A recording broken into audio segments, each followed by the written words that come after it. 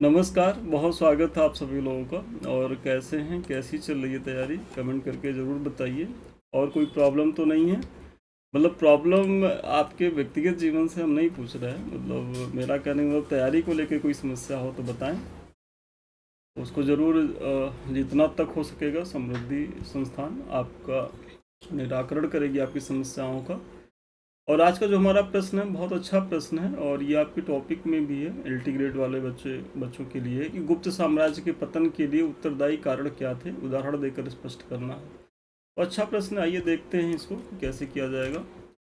और आगे बढ़ने से पहले संस्थान दो बैच चला रहा है, एक तो एलटी को लेकर के, मुख्य परीक्षा को लेकर के जो हमारे बैचेज हैं तो वो चल रहे हैं। और अभी तक आप लोगों ने ज्वाइन नहीं किया तो ज्वाइन करें, क्योंकि यहाँ हम डेली ये 4 प्रश्न करा रहे हैं और आपके प्रत्येक टॉपिक को कवर करते हुए चल रहे हैं। मतलब आप 5 जून तक हमारे साथ बने रहिए, डेली आराम से आपका 4 प्रश्न तैयार होता रहेगा। आप उस पर खुद परिश्रम करेंगे, हम परिश्रम करेंगे, फिर हम मॉडल उत्तर देंगे, तो 3 लेयर में आपकी तैयारी संपन्न होगी। तो ऐसे में मुख्य परीक्षा में आप बहुत ही बेहतर स्थिति में होंगे। और हमारा ये प्रयास है कि जब आप मुख्य परीक्षा में जाएं उसके पहले पहले 200 से ज़्यादा प्रश्नों का हम यहाँ से प्रैक्टिस करा दें, और ये प्रत्येक टॉपिक से हो जाए। तो सोचिए कि 200 में बहुत इजीली 18-19 क्वेश्चन तो आसानी से मिल जाएंगे। एक आध क्वेश्चन अगर नहीं भी मिलेगा तो ये मान के चलिए कि कोई भी संस्थान, कोई भी टीचर सर्वज्ञ नहीं होता है, और कुछ आयोग का भी अपना एक आधार होता है। लेकिन इतना तो आपको मिल जाएगा, और इतना मिल जाएगा तो आप एलटी टॉप वाली स्थिति में रहेंगे। बस शर्त यही है कि आप लिख करके आ जाइए, सारा प्रश्न पत्र छोड़ के नहीं आना है प्रश्न को। और पीसीएस का जो हमारा बैच है, फाउंडेशन बैच है, जीएस के 3rd पेपर से चल रहा, और अभी इसमें इकोनॉमी वाली चीज़ें ख़त्म हुई हैं। साइंस टेक कल से शुरू हुआ है। तो जो बच्चे जुड़ना चाहते हैं वो ज्वाइन करें और इसका लाभ उठाएं, क्योंकि आप लोग को पता ही होगा कि इस बार यूपी के इतिहास की सबसे बड़ी वैकेंसी है 2026 पीसीएस, जो 6 दिसंबर को होने वाली है। और अभी एक बहुत सुनहरा अवसर है आपके पास अपनी मुख्य परीक्षा की तैयारी को लेकर के। तो तैयार कर लीजिए मेंस बढ़िया से, ताकि पीटी पास करिए तो फाइनल सिलेक्शन लेके निकल जाइए। अगर ये मन में होगा कि पीटी पास कर लेंगे फिर जो है मुख्य परीक्षा की तैयारी करेंगे, तो ये आप तैयारी को लेकर के एक पाप वाली स्थिति में है, आप पाप कर रहे हैं। क्योंकि 2.5-3 महीने में कोई भी मेंस तैयार नहीं होगा। आप उसका 1-2 पेपर नहीं तैयार कर पाएंगे, पूरा सिलेबस की तो दूर की बात है। ठीक है, तो इस गलतफहमी में ना रहे, जुड़े और इसका लाभ उठाएं। चलिए, प्रश्न हमारा है कि गुप्त साम्राज्य के पतन के लिए उत्तरदायी कारण क्या थे, उदाहरण दे करके स्पष्ट करना है। तो सबसे पहले थोड़ा सा गुप्त साम्राज्य के बारे में बताइए कि गुप्त साम्राज्य जिसे भारतीय इतिहास का क्या है, तो स्वर्ण युग माना जाता है। हालांकि इसको भी लेकर के विद्वानों में मतभेद है, लेकिन अब आपको वहाँ नहीं जाना है। बस इतना जानिए कि स्वर्ण युग माना जाता है भारतीय इतिहास का। के पतन के लिए कोई एक कारण नहीं, बल्कि कई राजनैतिक, आर्थिक, सैन्य, प्रशासनिक कारण क्या थे, जिम्मेदार थे।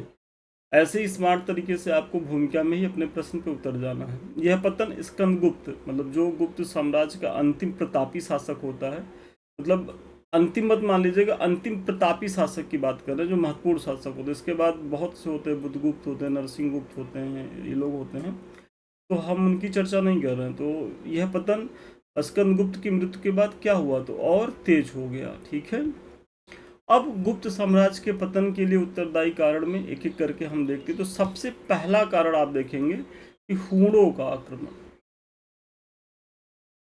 आपको पता ही होगा कि मध्य एशिया से आए हूण ने गुप्त साम्राज्य को काफ़ी नुकसान पहुंचाया। यद्यपि स्कंदगुप्त ने इन्हें प्रारंभिक रूप से हरा दिया था। मतलब हूणों का जो आक्रमण होता है तो गुप्त शासक स्कंदगुप्त के समय में होता है।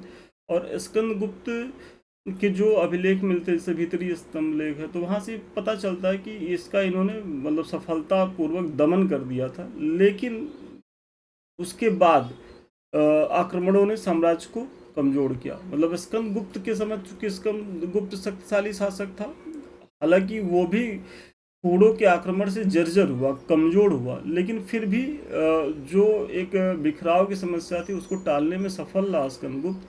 लेकिन इसके बाद की स्थिति होती है, जो मेहरू कुल के नेतृत्व में आक्रमण होते हैं, तो स्कंदगुप्त के जो उत्तराधिकारी होते हैं उसे रोक पाने में असफल होते हैं। और ऐसे में जो सबसे बड़ा कारण है हूणों के आक्रमण का, गुप्त साम्राज्य के पतन को लेकर के। ठीक है, दूसरा है मतलब वही आगे आप उदाहरण भी दे रहे हैं कि 500 ईस्वी के बाद तोरमाड़ और उनके पुत्र मिहिर कुल ने गुप्त क्षेत्रों पर क्या किया, तो कब्जा कर लिया था। तो ये जो नेता है तोरमाड़ और मिहिर कुल की भी आप चर्चा कर दीजिएगा। फिर दूसरा जो इसमें महत्वपूर्ण है कि इसका आर्थिक संकट। भाई कोई भी राज्य अपने राजस्व से ही चलता है, और यदि राजस्व डिसबैलेंस होता है तो राज्य रूपी जो अश्व है, मतलब राज्य रूपी जो अश्व जो राज्य को खींचता है, वो घोड़ा प्रभावित होगा। ऐसे में राज्य का दीर्घजीवी होना मुश्किल हो जाता है। और यही कारण गुप्तों के साथ भी हुआ कि हूणों के बार बार आक्रमण एवं विदेशी व्यापार की कमी के कारण गुप्तों को राजस्व का भारी नुकसान हुआ। मतलब क्या था कि भाई बार बार आक्रमण कर रहे हैं तो हमारी अर्थव्यवस्था युद्धक अर्थव्यवस्था में तब्दील हो जा रही है। मतलब हम युद्ध में ज़्यादा खर्चा कर रहे हैं, हमारे राज्य का अधिकांश राजस्व युद्ध वाली सामग्रियों पे चला जा रहा है। तो ऐसे में जो हमारे उद्योग धंधे हैं, एग्रीकल्चर है, वो प्रभावित हो रहे हैं। और प्रभावित हो रहे हैं तो और चूंकि जो हमारे व्यापार हैं, वैदेशिक व्यापार, वो काफ़ी प्रभावित हुए। तो ऐसे में हमारे राजस्व की बहुत बड़ी क्षति हुई।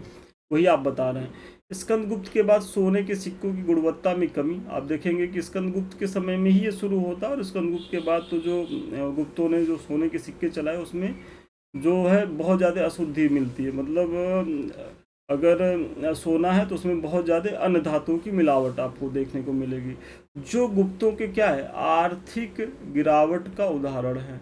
दूसरा कारण हो गया आर्थिक संकट, पहला कारण हूणों का आक्रमण।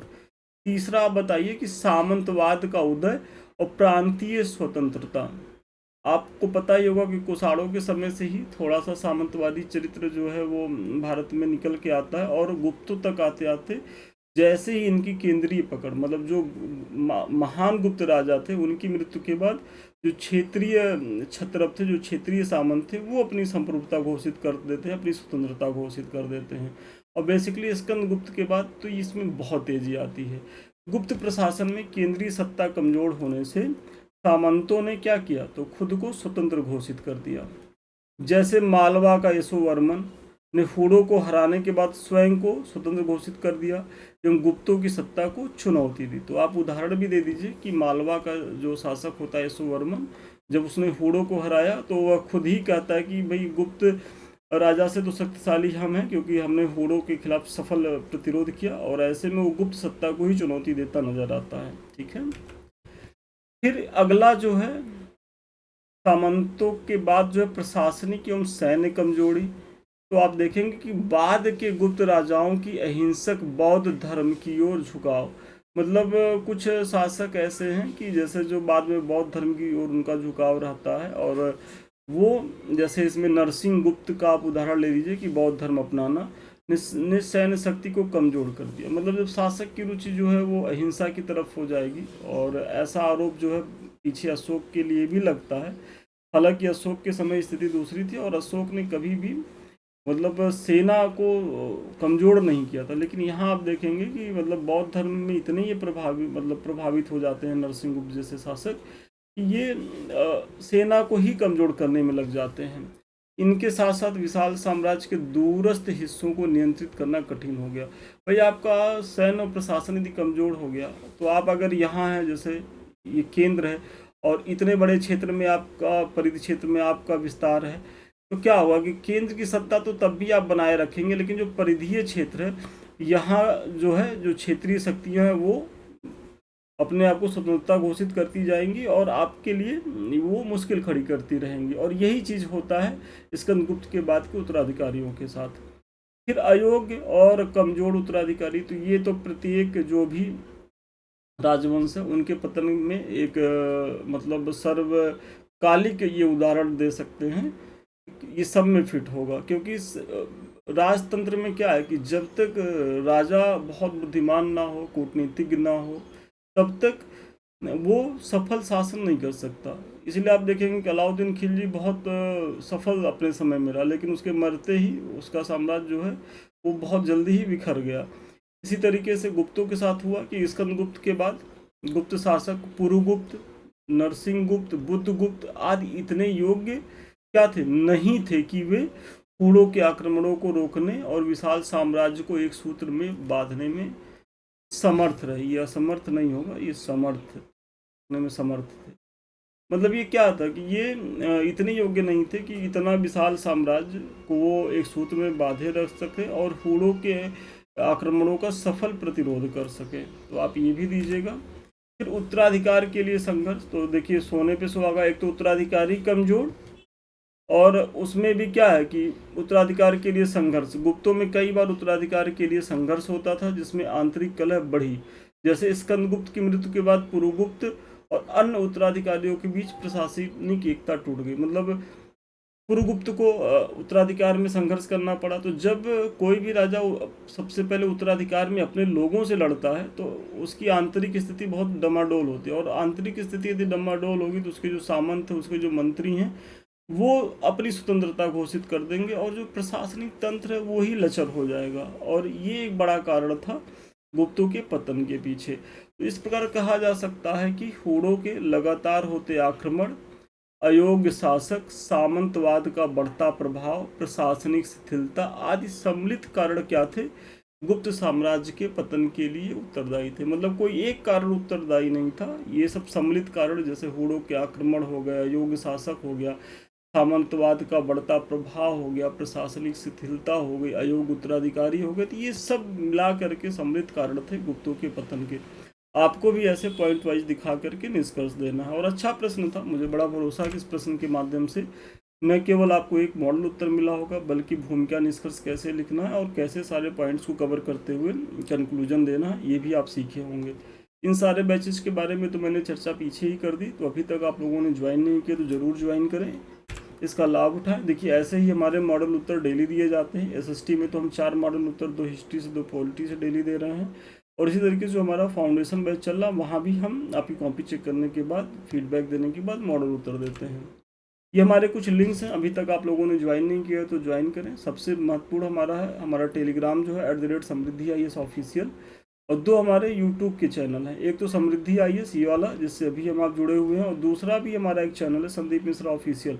ये दोनों चैनल आपकी तैयारी के लिए बेहद फ्रूटफुल हैं। अभी तक आप लोगों ने ज्वाइन नहीं किया तो इसे ज्वाइन करें। और सबसे अंत में यदि आप हमसे बात करना चाहते हैं, हमारे किसी बैच से जुड़ना चाहते हैं, तो 730730 पे संपर्क कर सकते हैं। तो ठीक है, आज के लिए इतना ही। पुनः मिलते हैं नए वीडियो में नए क्लास के साथ। तब तक के लिए धन्यवाद, बहुत शुभकामनाएं आपको।